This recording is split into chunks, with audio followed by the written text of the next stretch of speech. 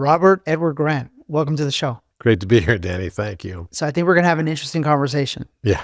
But in like 30 seconds or less, why should they listen till the very end? What do you think is going to come up in this conversation? Well, we don't know till we get there, That's right. but because I think that's the way this is going to go. But I think they should listen because I think what's happening in the world right now is very significant. And I think that our own personal spirituality is playing a very, very large part in that. I think that what's happening around the world, and also my viewpoint on where that's going and how it will evolve, I think is probably going to be very interesting to your viewers. So I love that. Let's go right into it. So when you say what's happening in the world, what do you reference? We're definitely in a time that seems almost apocalyptic, or pre-apocalyptic at least. Mm-hmm. And I think that we're seeing a lot of duality play out, but in the midst of all that duality, there's also lots of oneness that's coming out as well. So we cannot have light without the darkness. That's right. Darkness needs the light as much as light needs the darkness. Yeah. And as a result, I think we're seeing both play out equally. If you think about, going to higher dimensions of perspective, I won't go buy a diamond unless I put it in front of a black velvet cloth, and just to see what it's going to look like, because that's when all the brilliance comes out of the diamond. I think that's what's going on with us right now. The backdrop has to get darker and darker, just like in all the movies with Lord of the Rings. And all of a sudden, Gandalf the Gray turns into Gandalf the White when the orcs show up. Mm-hmm. So it's basically going from, more of a centralized kind of approach to things, and you're going to start seeing a larger and larger separation, mm-hmm. and more context. And it's the duality that provides the context to us. Yeah. We learn through opposites. And, if I believe that I'm here to learn unconditional love, I'm going to live a lifetime of experience, probably till I finally recognize it, of betrayal and conditional love. And that's the life of experience that we have until we finally stop judging the negative aspect of the thing we came here to intend to learn. When I finally give up negative judgment of betrayal, is when I've actually learned the concept of unconditionality of love. I love that. What life journey did you go on to make you become aware of all of this? Oh, I had lots of crises. I think like everybody, we all experience life in our own way. And I think, we all tend to think that the way we see the world is the way everyone sees the world.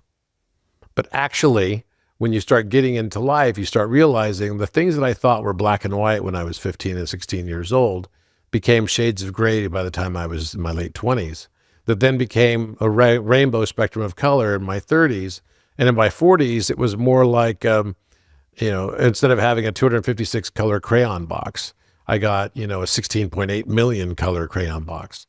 And I started realizing that it was not only the world that was changing around me, but actually my way of perceiving the world that led to the greater and greater differentiation of experience that I was perceiving. And that's when I started realizing the things that I was judging were the things I was attracting. Yeah. Could you give me an example of judging? So let's say that, we meet, mm-hmm. right? And your first impression is, oh, that guy can be kind of arrogant. Without even knowing you. Without even knowing you. Right. And actually what that is, and you might think, oh, I'm humble and I'm judging arrogance, but actually it's you seeing the aspect of yourself that you don't like in someone else. That's right. So it's like, if you spot it, that means you got it.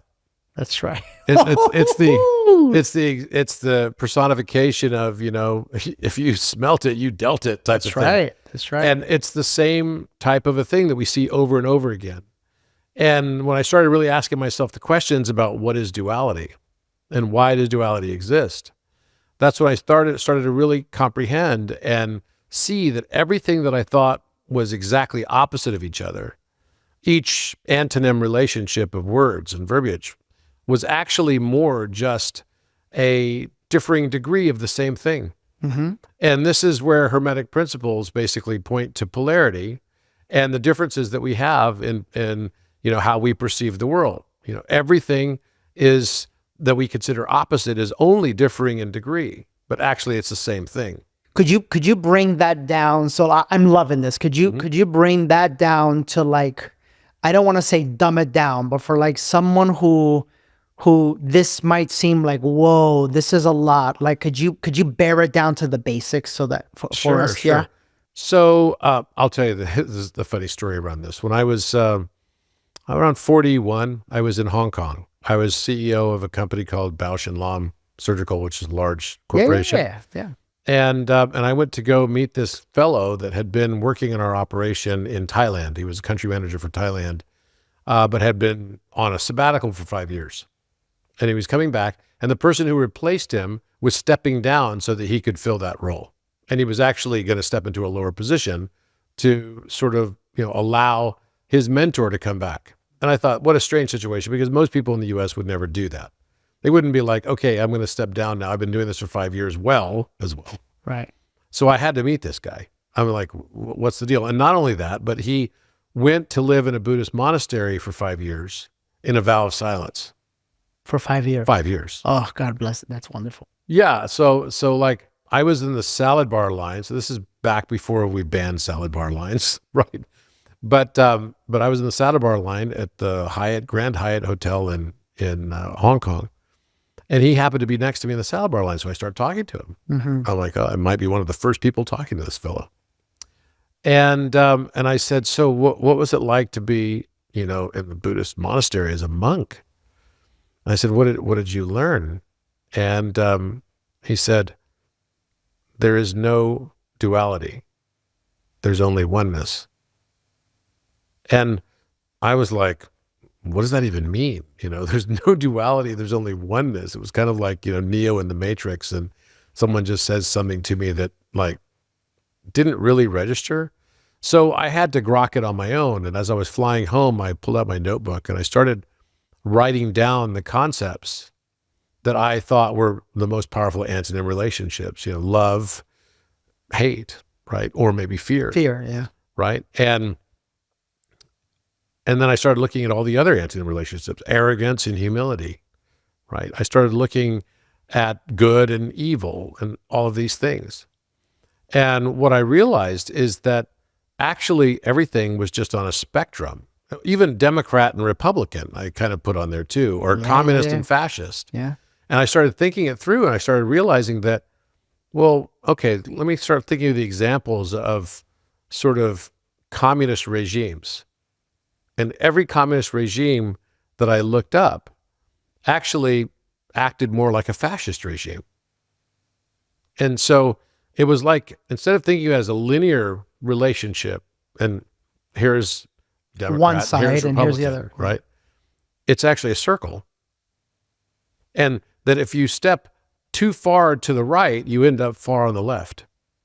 And if you step too far on the left, you end up far on the right. And I mean, we look at North Korea, and North Korea is supposed to be a social democracy by their own self-proclamation, but they have a father figure, who is Kim Jong-un, and whose father was, Kim Il-sung. And you could go through kind of the whole historical reference on this and realize that everything that we think of as one direction is merely based upon our own perception of where we are in that spectrum. That is so right.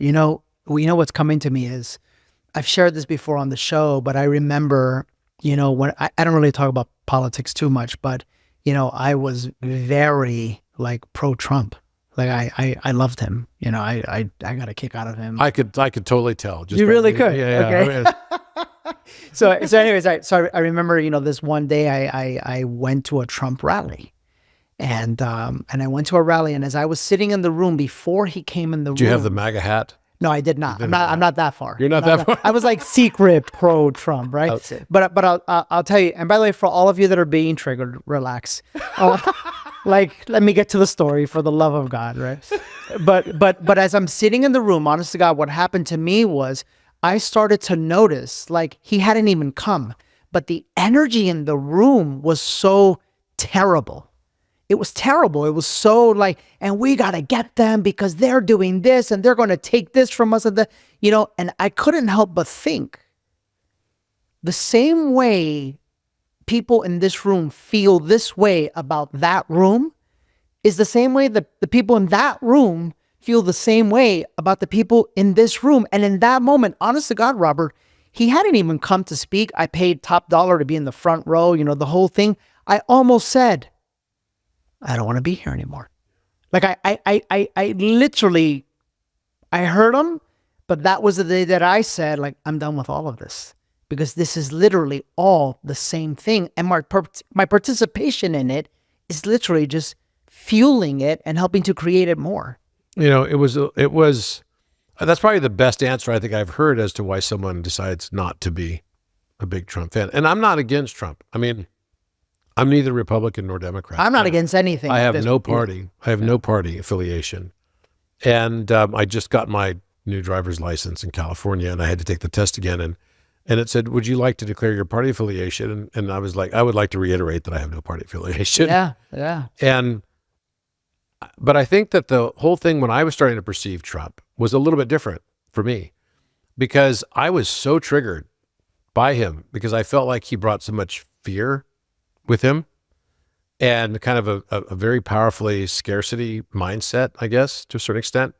So my experience with him was probably to swing more to the middle from more of a negative place. And the reason I swung more to the middle on him was because my wife asked me, she's like, why do you get so triggered by Donald Trump negatively? And I said, because he just says the craziest things. I mean, he's like so out there. Oh my God. If he just communicated, it's not that his policies are that terrible, right? Because I'm a libertarian. And so, especially with the backdrop of the pandemic, most libertarians actually sort of started creeping more to the right, because you can't tell me I can't go outside. You can't tell me that I can't fly somewhere. You can't tell me that I'm not allowed to eat at a restaurant without wearing a mask, and I'm going to take it off every bite, and all this kind of crazy bullshit that happened during that time. Yeah.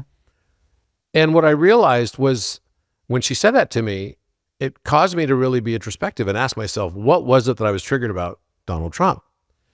And then I realized that if I'm triggered by something, it's the universe telling me I need to pay attention to that, because it's something about myself I don't accept. That is so interesting that you say that, because it's so, you know, and I love that we're having this conversation, because here's the same person that's reflecting back to each of us, and like nothing he says triggers me.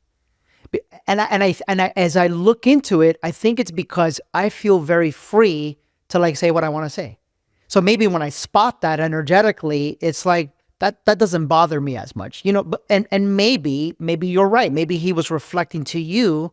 And I think that this is where we should allow ourselves the space to like get to. It's like, whatever something bothers you, it's something inside of you that it's mirroring back to you. You know, it absolutely is. So then I had to ask myself the question. I'm like, okay, so what is it that bothers me about Donald in particular? You know, it's like, well, maybe he's kind of like this outward kind of cult leader, right, to a certain extent. So then I had to ask myself the question, am I somehow repressing some cult leader aspect of myself? Right? So then it got to the point where I actually had to stop myself when I would negatively judge him. And I forced myself to say, I am that I am. Whatever it was I was about to say. And I would say it out loud. I could be at a meeting somewhere and someone brings up Donald Trump and says, oh, did you see what he did? That crazy dude, whatever. And I would just say, I am that I am. That's the most powerful thing we could say. Because this was a trigger for me to reveal something about myself that I had repressed so deeply I didn't even know existed. Wow. Yeah. I love that. So when you say, you know, I guess my question for you on behalf of everybody is, okay, let's say that we've decided this whole thing is one. And let's say that, yeah, there's a lot of craziness going on. And, you know, I think that whatever side of the spectrum you're on, you can look and see that there's some people out there that are trying to like make some things happen that we may not necessarily be in agreement with.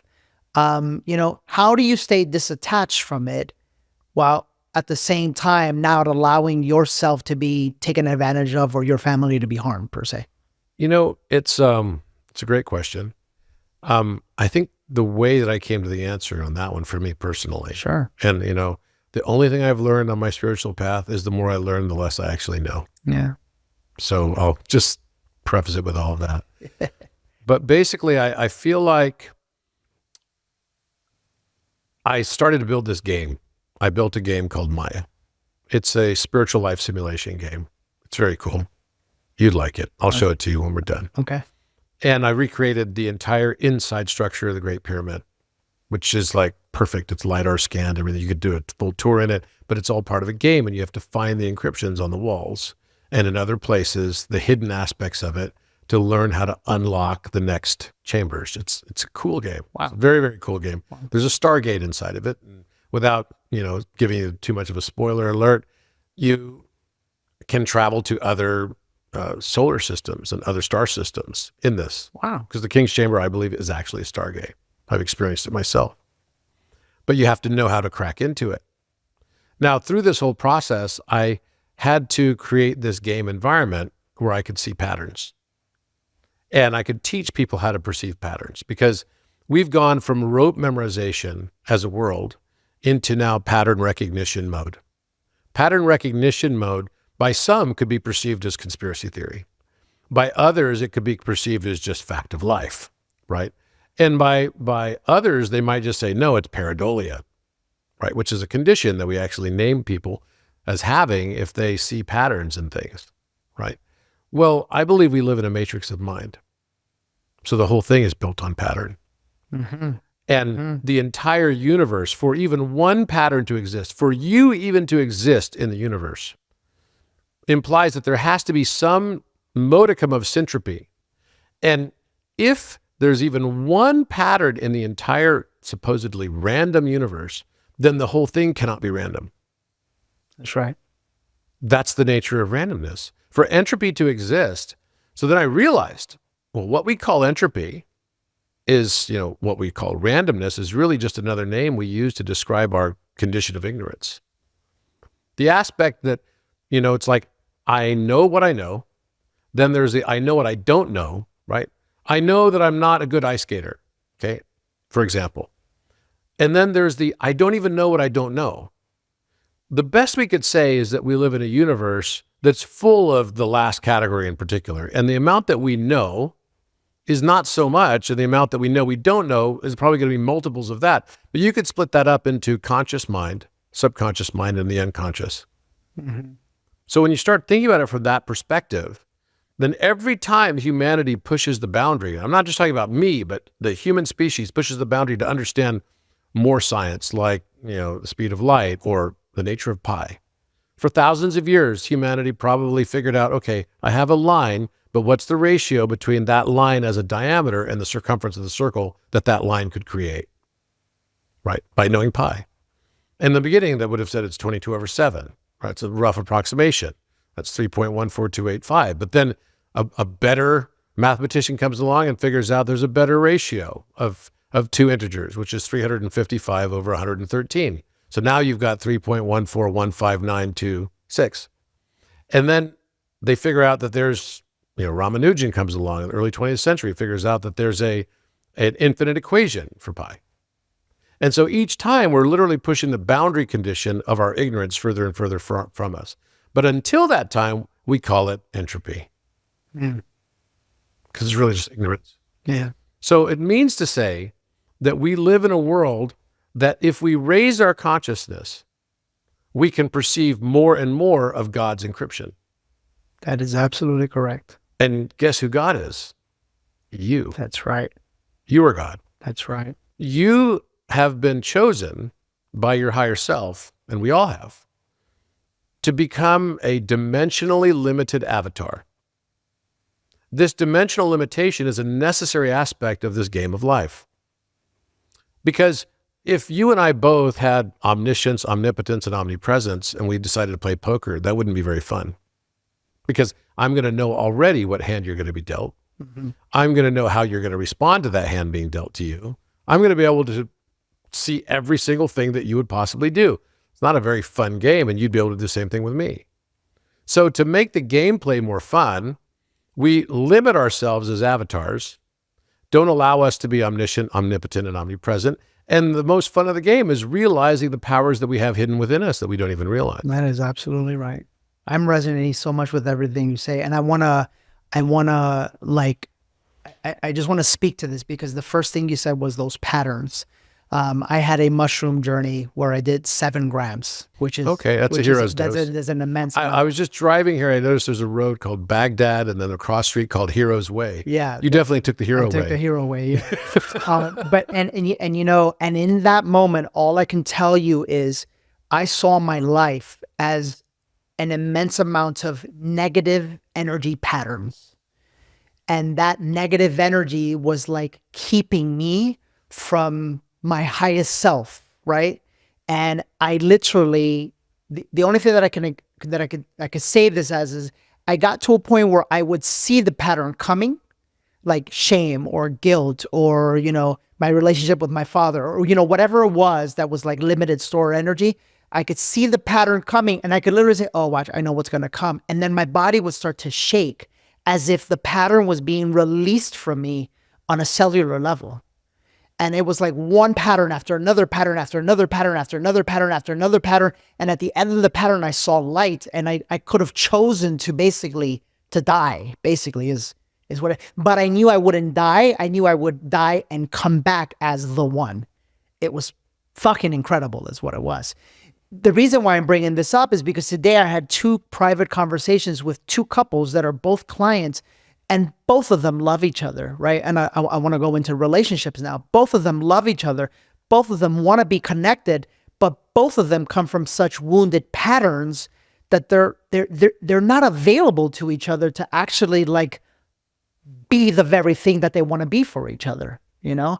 And it's really awesome. I'm sure you can relate to this is like when you can see the patterns and you can help people unlock the patterns that are keeping them from everything that they want in life, whether it's money or health or relationships or love or whatever it is. Well, when you realize that you are the playwright, the director, the producer, and the actor on the stage, all in one, and the aim of the exercise is to learn how to reconnect, to see those patterns, to remember, and instead of figuring that everything happened to you in this life, that is realizing that everything actually is happening for and through you. And that for and through you might take you through some difficulty and challenge. But we didn't come here to have an easy experience. I just went rock climbing yesterday with Adrian Grenier. Mm-hmm. And, you know, it's not that easy, right? And he's like, it was pretty funny, man. He pulls over, he's like, okay, so they're going to test you, because it'd been a long time since I went rock climbing. I've never done it indoor either. I did it, you know, on Idlewild, which is like El Capitan, but on the side. And I was watching helicopters like hovering when someone fell type thing. It was kind of scary. And I had ropes and all, but I'm like, what in the heck am I doing up here? Like 2,000 foot drop. You know, if you fall 50 feet or you fall 2,000 feet, for some reason, 2,000 feet's a lot scarier than 50 feet. And the pressure of that is so much greater, right? Because you look down and you're like, oh my gosh, but you're still dead. Yeah. Right. It's like, it's not the fall that kills you. It's the sudden stop. Yeah. And so for me, I was like in this place yesterday. Yeah. If I fell, I could also die. It's probably 50 feet, 60 feet up, maybe more. It's a pretty high place. And, you know, I was thinking to myself, like, how is this a metaphor for life? I would never choose, if I was a rock climber, to climb the hill behind my house. If that was my chosen profession, I would want to go for it. I'd be like, let me take on something like El Capitan. Why the hell not?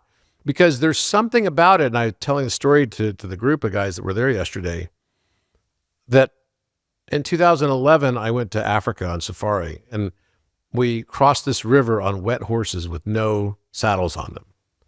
And the horses were soaking wet. We came out on the other side of the riverbank, and we already, you know, braved the hippopotamus attacks this was an epic journey. Mm-hmm. And it was super dangerous. I think I almost died 5 times on this trip. Wonderful.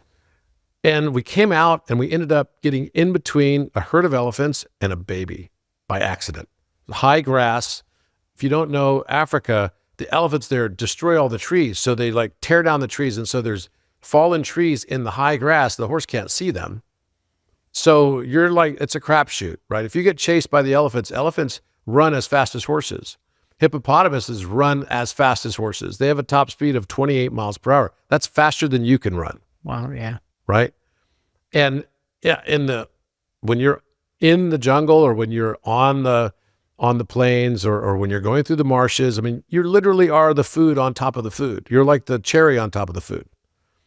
And so we come out of the water, and my horse accidentally tripped over a fallen branch. We didn't know we'd separated the mother from the calf.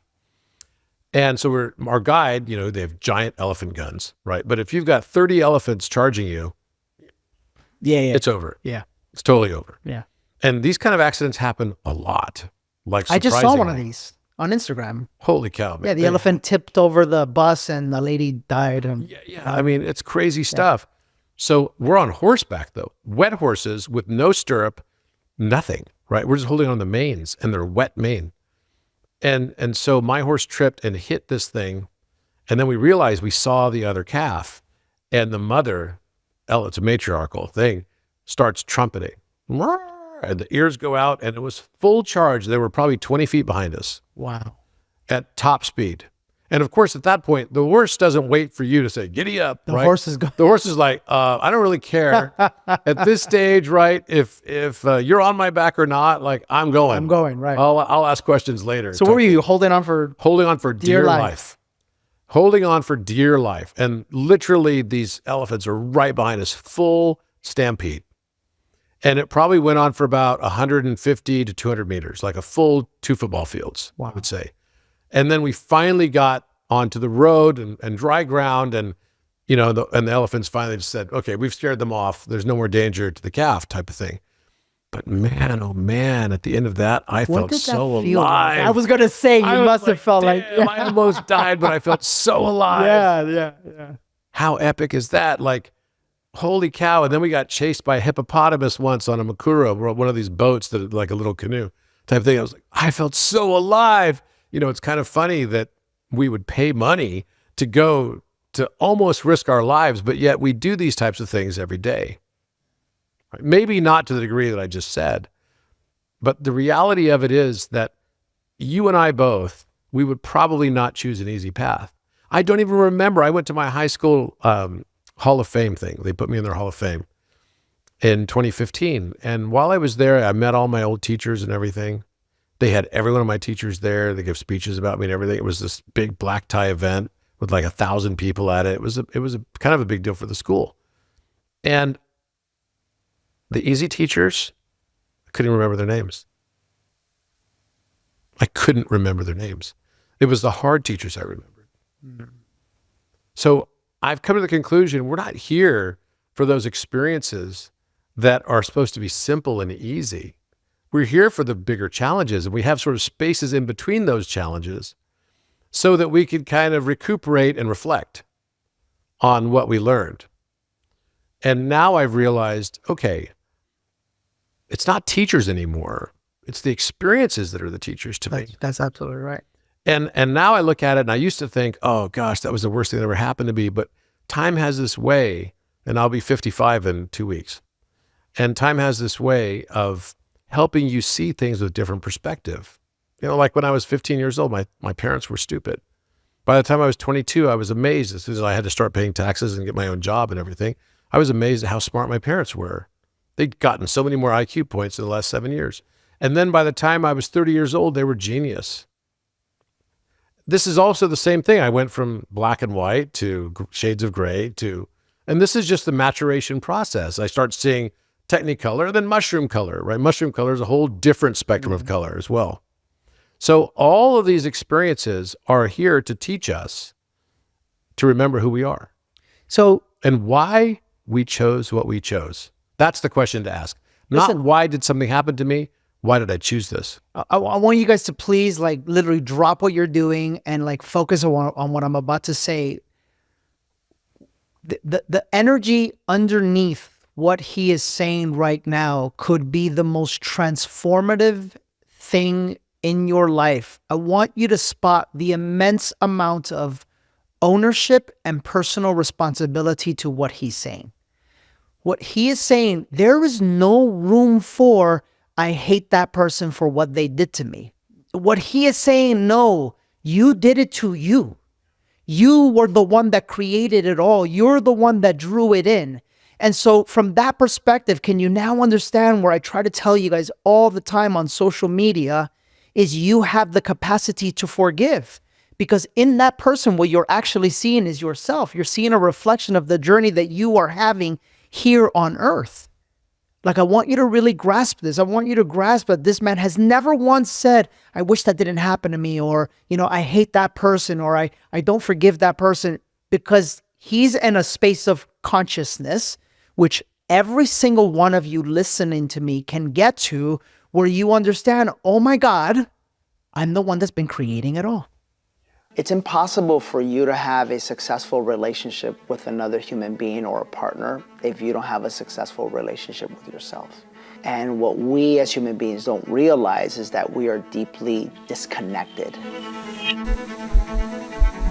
We're disconnected from Mother Earth, we're disconnected from peace, we're disconnected from love. What we do at Awaken is we curate different exercises to help you reconnect first to yourself, and then the beautiful process of reconnecting to everybody begins. And that's why Awaken is so powerful. You'll do more in 3 days at Awaken than you would do 30 years anywhere else. I was so stuck, and now I feel peace. Awakening has been the best thing we have done for our marriage. Coming here, I realized that the answers were inside of me all the time. Head on over to DannyMorel.com/awaken now to get your tickets today. And it's funny. I love the movie about Nelson Mandela and the rugby team called Invictus, which means, unconquerable, or, so this concept that you will never be beaten type of thing. And while he was in prison, and he spent 27 years in this prison, the only thing that inspired him to keep chipping stone and just to stick it out here as a political prisoner was this poem by William Ernest Henley, was written in 1875, which goes like this: "Out of the night that covers me, black is the pit from pole to pole, I thank whatever gods might be for my unconquerable soul. In the fell clutch of circumstance I have not winced nor cried aloud. Under the bludgeonings of chance my head is bloodied yet unbowed. Beyond this place of wrath and tears looms but the horror of the shade, and yet the menace of the years finds and shall find me unafraid. It matters not how strait the gate, how charged with punishments the scroll. I am the master of my fate. I am the captain of my soul." Those words deeply resonated for me when I first saw that film. I think it was in 2010 or 2011. And Morgan Freeman played the main part on that. And it's a great, great film. But it really resonated for me because exactly what you just said. That was the moment that I started realizing I am that I am. That everything I saw around me, that's why this is the Hebrew name of God. It's the realization that I am everything that is. Mm-hmm. It's not separate from me. I am just a differentiation. The one divides itself into the many simply for the joy of perceiving itself through our unique eyes of perception, then gaining the wisdom and empathy associated with seeing the world through our unique eyes of perception. There's never been another Danny Morel, and there will never be another Danny Morel. Yeah. Not even your other incarnations, because you have unique conditioning biases that you're tapped into here and now that are intentionally made so that the one can perceive itself from different angles of perception. And this perception of self from different angles is because, like Alan Watts says, a knife can't cut itself. An eye can't see itself without the aid of a mirror. A tooth can't even bite itself. A fire cannot burn itself, and a light can't illumine itself. Mm-hmm. These are the reasons why the one consciousness has to split itself to perceive itself through our unique eyes, and it's constantly gaining wisdom through our experience. It's like a giant intelligence that continues to become more and more intelligent as it splits more and more of the perceptions with all the different conditioning biases that each one of them could possibly have. It gives us a meaning as why we're here. It's not meaningless. This entire life, math taught in schools without meaning is just information. Suffering without meaning is just suffering. But suffering and information can transform very easily with context. And as soon as we understand the divine aspect, that's when our life really starts to take off. Because we realize I wasn't just suffering for nothing. There was a reason I'm going through this. I had to learn it.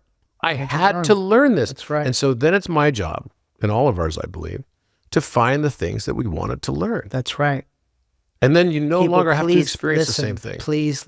Please listen, because when it comes to your relationship, when it comes to that person that mistreated you, when it comes to that person that abused you, when it comes to your parents, all of it, you were here to learn it for a reason.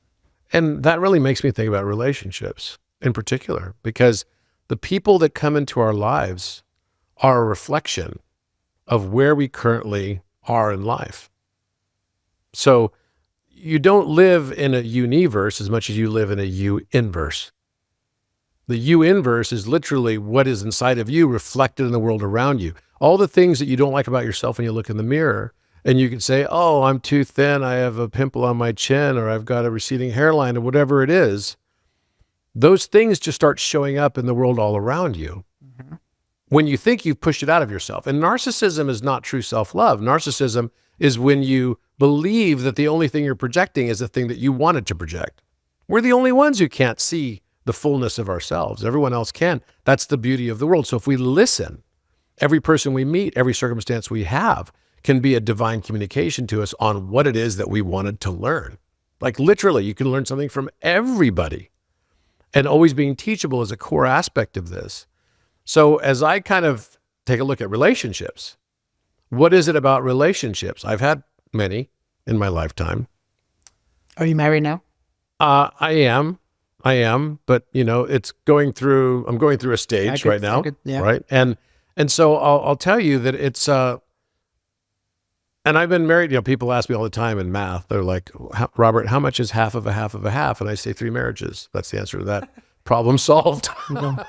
Right. But the issue is that we tend to experience the same experiences over and over again until we stop judging the negative aspect of the thing we wanted to learn.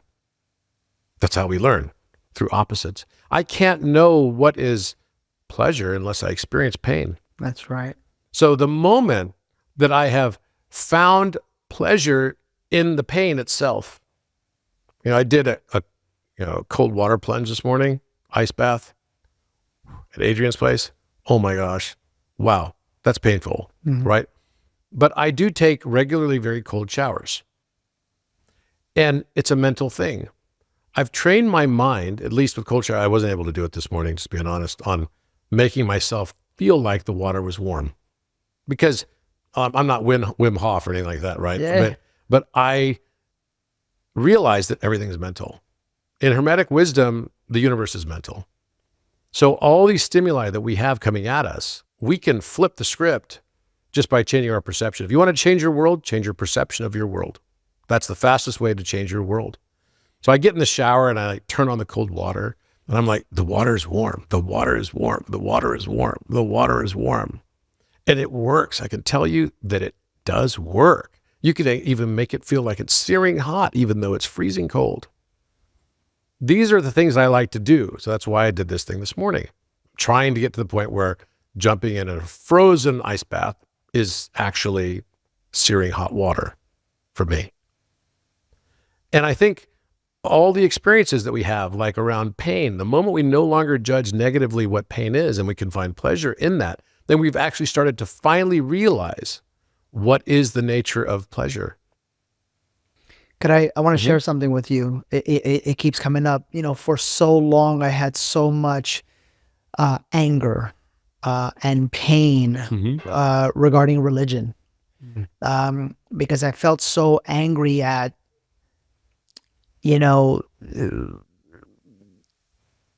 there's a lot to unpack. Yeah, for sure. My mom died because of her belief that my mom had cancer. She thought Jesus was going to save her. I thought, anyhow, to make a long story short, like once I transcended that energy, which I now know why I called that experience into my life. I got there was a little edge to me where I feel like I needed to let everyone know how bad religion is. You know what I'm saying? and then what I've noticed has happened inside of me recently over the last month or so is that I have accepted it all as a part of, like, I'm seeing it for what it was. It's like I wouldn't be today where I am today without it. So therefore I can thank it because it was doing its best to protect me and keep me based off of my level of consciousness at the time. And now that I am like outside of it, instead of being mad at it, instead of telling everybody, hey, you guys are idiots for being in that, like I get to go, wait a minute. Like I get to thank it. I get to thank it because it was a part of my journey, and I could see how it's a part of people's journey, basically. Well, and I think that's how it is for all things in life. Yeah. I think this is when we can perform the true alchemy. The true alchemy, and we always think of alchemy as turning lead into gold, right? How could you turn something that's worthless and lead into gold? And actually, the truth is we do it every day. Any time that we look back to a point in time where we experienced the worst experience of our lives. I can tell you so many times that I had the worst experience of my life in the moment I was having it. And then a year later, or even just a few months later, looked back on the same exact experience and said, that actually turned out to be the best thing I ever experienced. But can I ask you something? Do you, because I feel like for me, and I feel like for many people that I work with, there's a moment where like the light bulb switches and you start to see everything from that way. But for a lot of people, until that moment happens, they see everything as the worst experience of their life. Yeah. Like, for me, it was my mother's death. Some people I've met here, last week I interviewed Matthias. Matthias DiStefano? Yeah. And he was just like born that way, you know? Yeah. Do you I know him well. Yeah. Do you feel that there's like a moment for everybody, for some people? Yeah, I do. I think that there are these big aha moments that happen in our lifetimes, and these become major catalysts for conscious expansion. But here's where I think where the rubber meets the road. Mm-hmm. We are here to consistently realize that we chose it all, and that the only limitations that we experience are self-imposed and self-inflicted. That is 100% correct. So consciousness can only expand to the volume of the container of your belief systems. What you believe becomes your reality. It is not seeing as believing as much as it truly is believing as seeing. And, I can give so many examples of this, whether it's conscious or unconscious belief systems. We all face these things. If we think we're a victim, we're going to continue to face victimhood over and over and over again. That's right. Right? Until we no longer judge victimhood. Right? And we start realizing, wait, this is actually a value somehow, some way.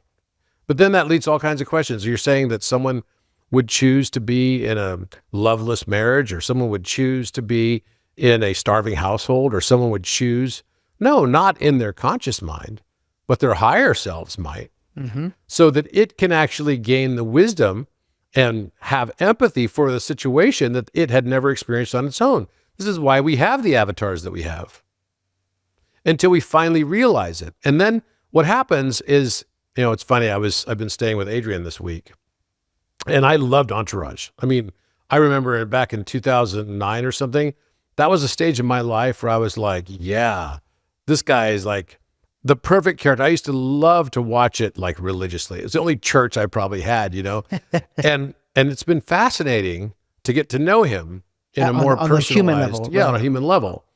And the transformation that he went through, he's gone through a huge transformation, right? And he basically, I won't say the exact word, but he's like, oh yeah, I went from F-boy to farmer, right? Yeah.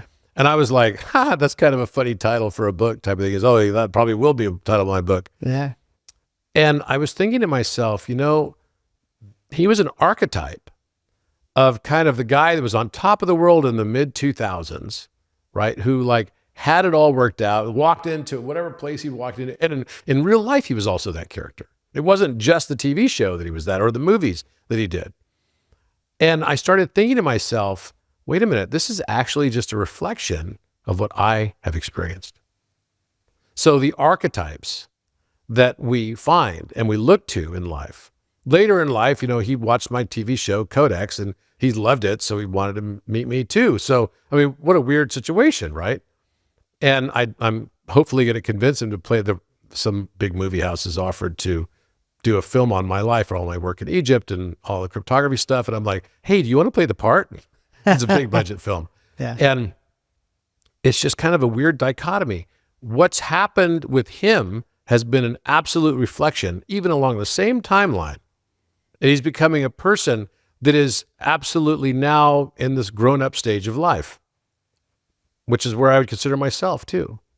So everything that we reflect around us becomes emblematic of what's happening inside of us. That's the U inverse. That's what I mean by the U inverse. Relationships are no different. That's right. Yeah. In fact, they are the pinnacle of this, because the relationships that we have in life are the ones that come along to us to bring out the triggers so that we can evolve and grow. Can I tell you something? I have to speak on this because I just have to get it out. I can't help but notice your panerai. Yeah. And it's a beautiful gold panerai. And I don't know, you don't know my story, but I was that guy that had like gold Rolex, convertible Aston Martin, Gucci glasses, the whole thing. Did ayahuasca, like was walking around kumbaya, and now I'm just pretty just chill.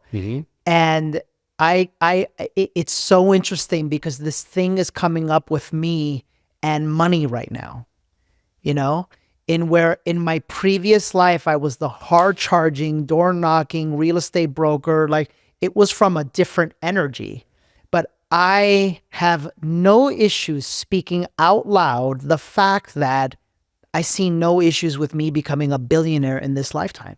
And I see no issues with me doing it while serving other people and helping humanity and doing it from a good, conscious energy.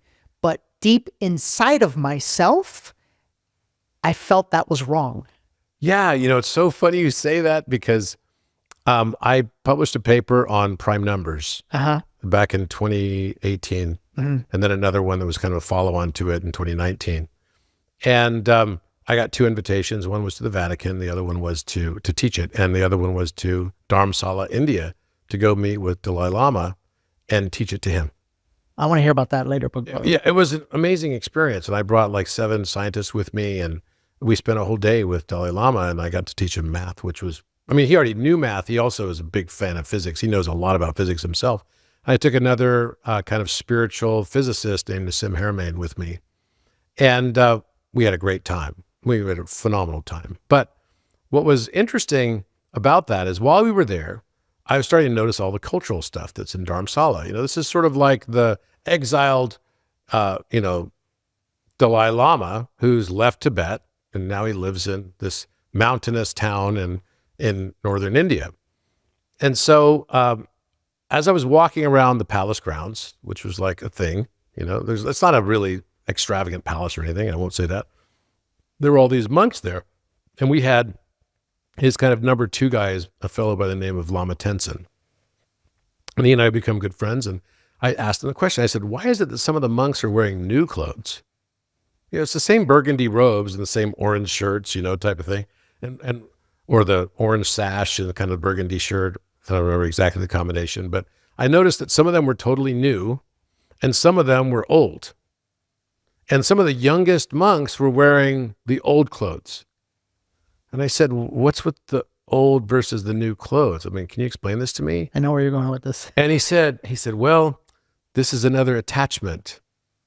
I said, what do you mean? He goes, well, when a lot of the young lamas come in, they think that, they don't want to be wearing like new clothes. They want to look tattered.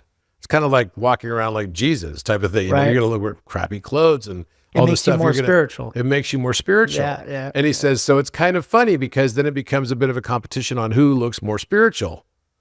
Which is and still then, ego. And then the older ones get over it, so they buy the new ones. Yeah.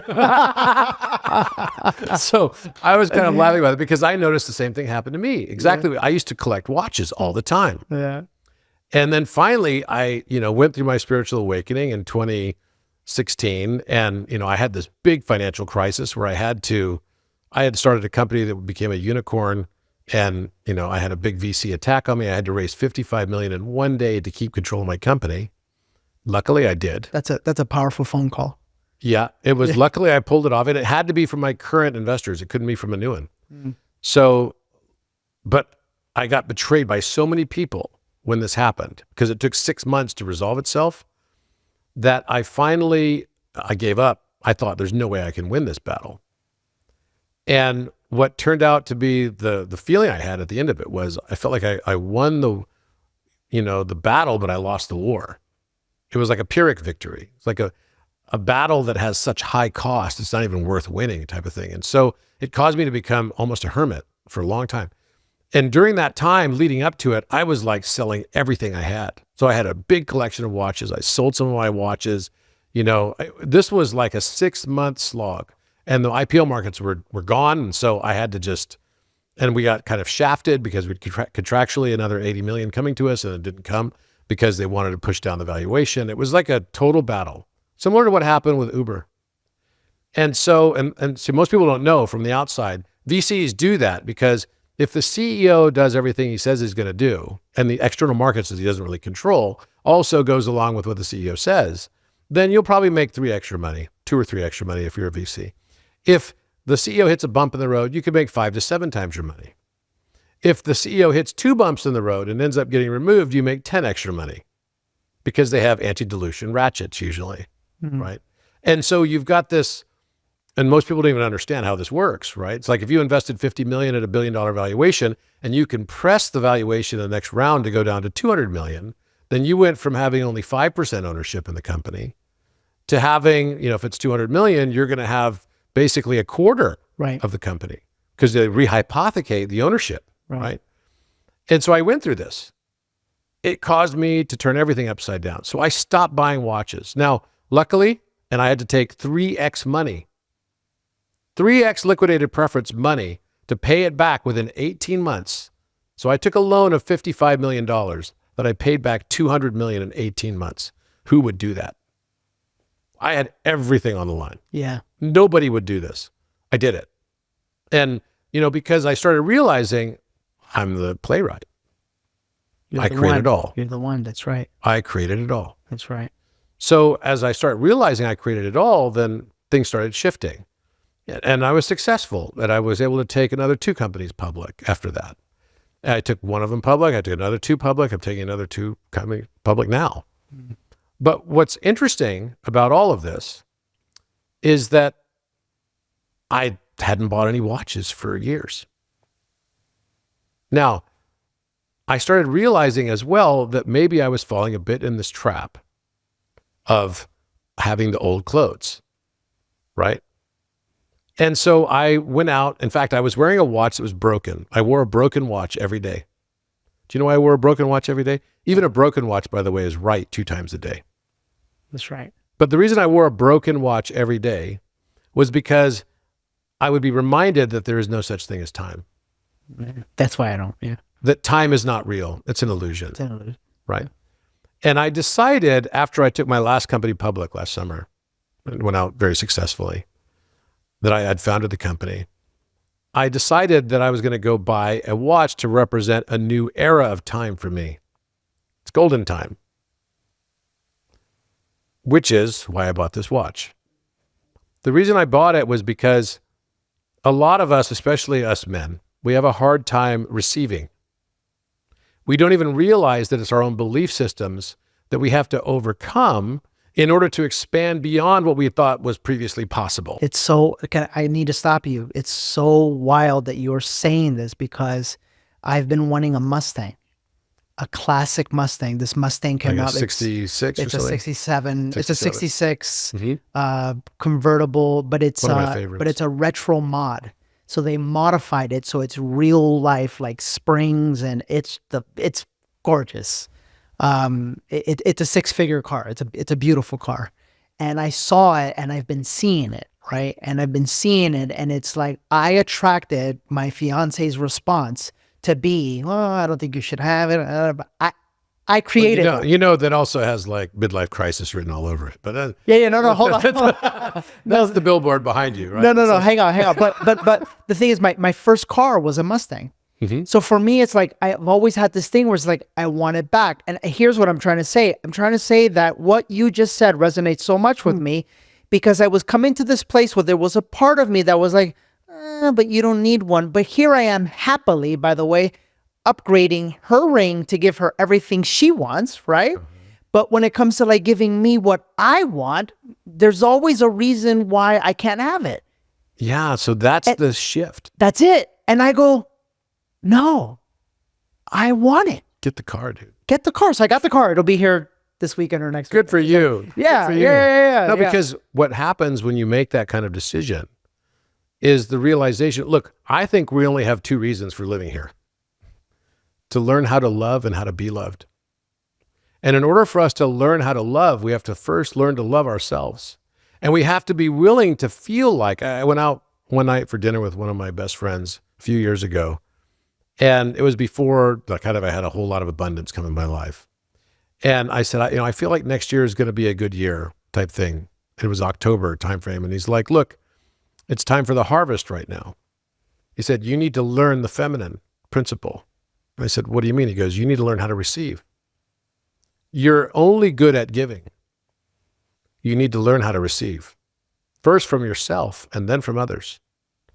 And he said, I'm going to challenge you with learning how to receive from yourself first and then others.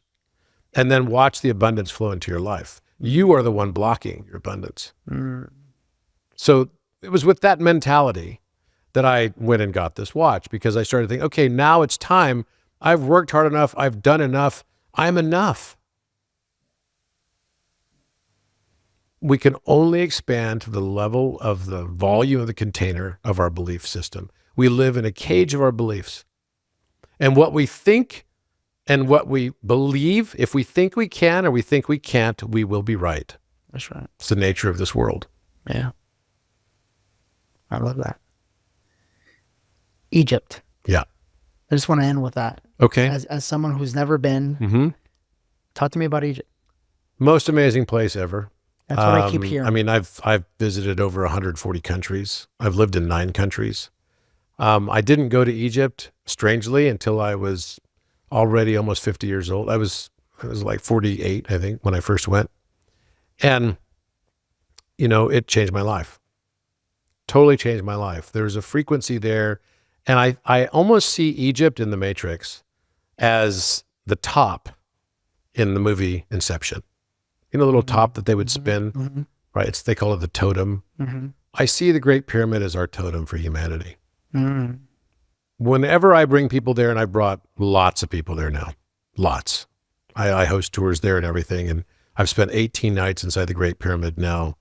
I know all the Egyptologists there. I've made lots of discoveries myself now. It's in my books. It's on my TV show, Codex. I mean, my whole life has shifted after going to Egypt in 2017. And what's interesting about it is that everyone I bring there, their whole life shift too. I'll give you an example. So I was in Egypt about a month ago with Matthias. So Matthias and I went to Egypt about a month ago together. We went to Aswan together. So it was the southern part of Egypt. And then I left after we were done in Aswan that week. I left and went up to northern Egypt to Giza. I wanted to spend the night in the pyramid, but I didn't have an appointment. And I'd been trying to get an appointment to do it. It's not like it's on Airbnb. You got to call the right people and do the right things. And it just turns out sometimes it's very difficult to get in because it's booked months in advance around equinoxes and solstices. And then, you've got a full moon on top of that. So they were all happening at the same time. So I was thinking, I'm not sure we're able to get in. So I told my friend that was up there with me, I said, well, look, if it's meant to be, it's meant to be. But I don't know we're going to be able to get in the pyramid. The only way we could get in the pyramid is if the next day we would go somewhere during the daytime and bump into someone who'd reserved it for the night. And that someone would recognize me and invite us to come along with them. It's the only way it would be possible. So let's set that intent. Let's set that intention. So we went to the bent pyramid, and we went to the red pyramid. And while we're in the bent pyramid, I was in the upper chamber, and we were saying a prayer. And luckily we were in there because the pyramid was packed full of people, but there was no one there for 15 minutes. So we actually had time by ourselves. And the bent pyramid's the most rigorous and physically demanding of the pyramids to go through because it's particularly steep and they're particularly long corridors and they're particularly small. So you're like hunched over trying to like walk. You're working all these muscles you don't normally work. Yeah. And while we're in the top chamber, at the very end of the prayer that we were giving, I heard some footsteps coming up the stairs because they actually have wooden stairs that will take you up into this chamber. And I thought, oh, we're gonna have to finish now because this other group's coming in. They're gonna want us to go.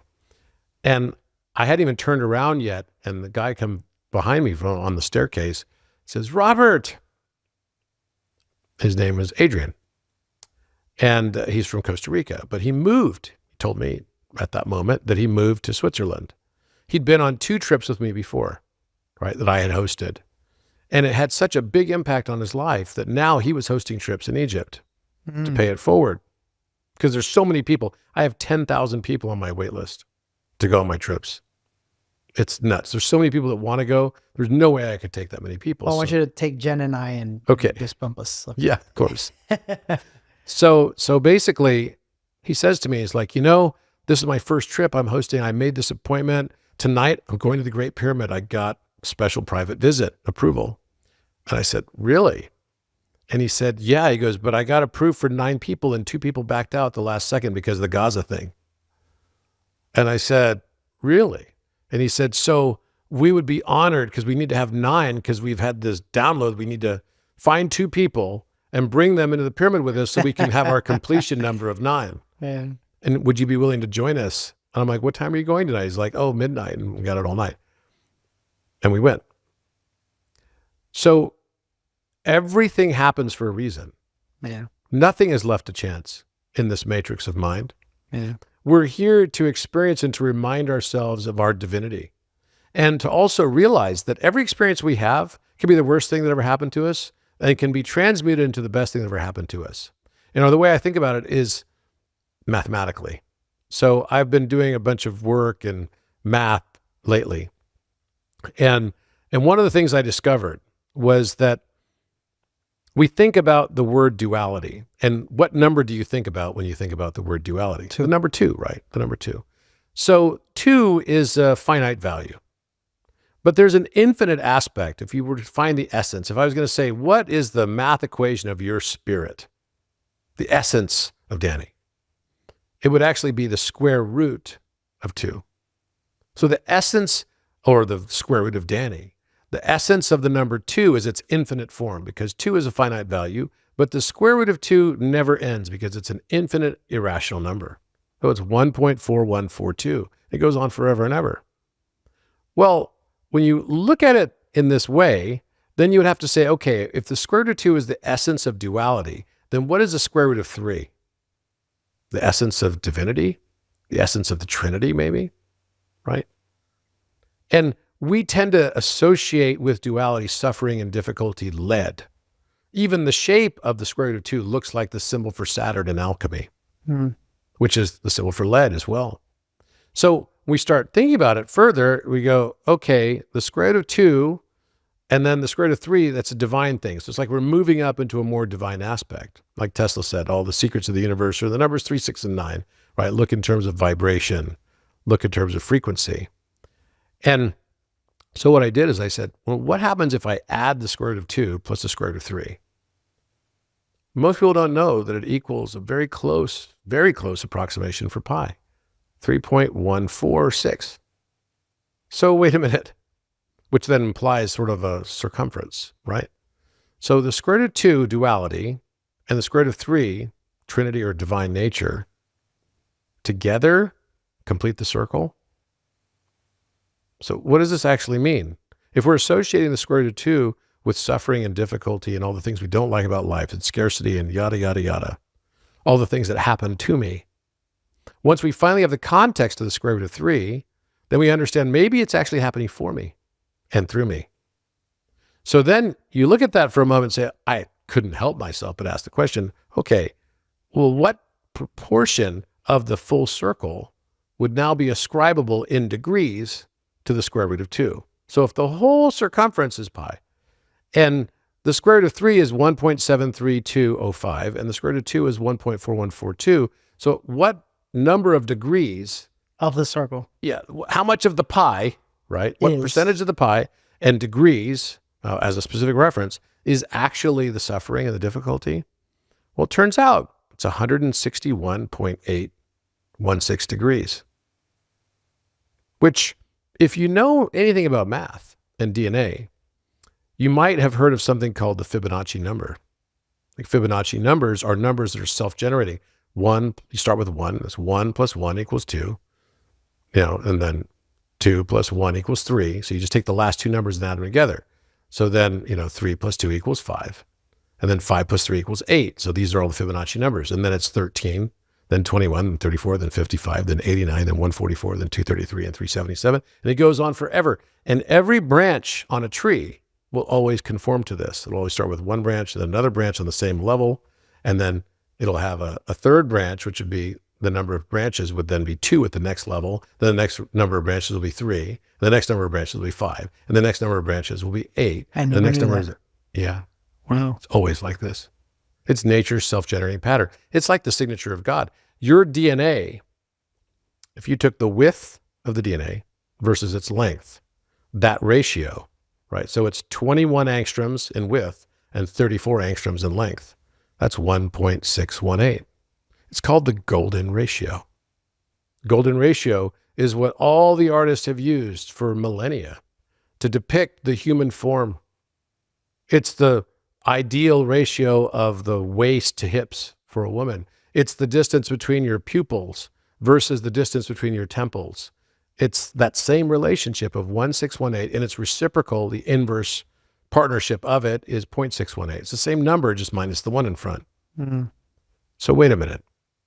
With the context of divinity, when I add the essence of duality to the essence of the Trinity, with the context of that Trinity and divine aspect, the suffering becomes golden. Lead turns to gold. Wow. When we finally understand that we ourselves are divine,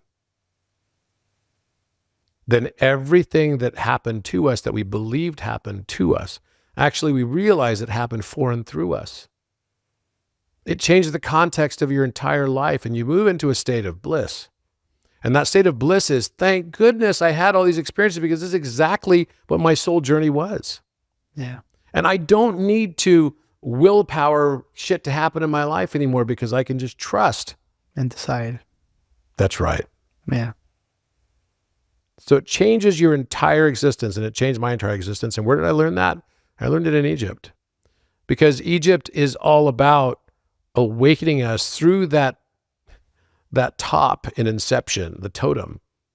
The Great Pyramid is a totem to awaken us that we are in a matrix of our own creation, and it up-levels our consciousness. The more time you spend in there, the more you will perceive more pattern. The more pattern you perceive, the more you move from I know what I know to I know what I don't know to starting to understand and comprehend even the aspects of I don't even know what I don't know. So that's when you start to realize that the entire universe is patterned.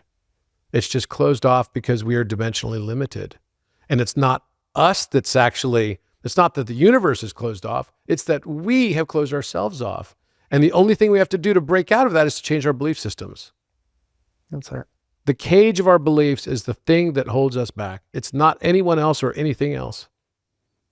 You know, we all want to make excuses sometimes, right? I've done it myself. It's like, so-and-so did this to me. The only thing you do when you start saying I was victimized or somebody screwed me or, this happened to me is you are disempowering yourself more and more. Mm-hmm. And a principle of this universe is sympathetic resonance. If you want to manifest something, then become the resonance of the thing that you'd like to manifest. If you want to change the world around you into a world of love, compassion, and joy, then become the love, compassion, and joy. Whatever is the resonance that we are vibrating toward will be what we attract. We can't break that rule. Sympathetic resonance will make it so we will attract whatever it is that we are already feeling. Our brains are not hard drive storage units. They are radio receivers. And we have a higher self that is the conceiver. And our brain is the receiver, right? And we, as our conscious mind, are the perceivers. From conceiver to receiver to perceiver. And this is how we live our lives. What happens to us is not actually what happens to us, it's what we believe happens to us. Yeah. And as soon as we start to realize this, not only does the future change for you, your history changes too. Because your view on what happened in the past dramatically shifts. And this is wisdom. So if you want to live a happy, fulfilling life that is in alignment with your dharma, where you're swimming along with the river, not against it or kicking against the pricks, start to look differently at the world that you live in. And the other thing is to start to really merge the two aspects of our perception, the eye of Horus, which is the left eye of Horus, of intuition and creativity and darkness, the moon, the feminine, merge it with the eye of Ra, which is the eye of the sun. And that's our ability to be able to perceive rational thought, do things that make sense cognitively. The two things come together, and when we bring them together, then the heart thinks, and the mind feels, and the river of wisdom flows. I love that. That's the stage I think we're in right now. And when we can finally realize that if we don't like the world around us, realize that it's within us, literally within us. If you want to change the world, then be the change you want to see in the world. The more we complain about the things, if I told you that being an activist will only create more suffering and dissatisfaction. Say it. Judgment is the source of all suffering. That's right. Judgment is the source of all suffering. We are here to learn how to love and how to be loved. And this is a very Judeo-Christian concept, which is, Jesus said, 2 great commandments. Love the Lord thy God with all thy heart, might, mind, and strength, and love thy neighbor as thyself.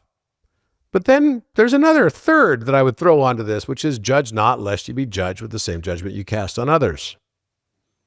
That's the part we have to learn, because by transcending judgment, because I don't actually think that fear is the opposite of love. I don't even think that hatred is the opposite of love. I think judgment is.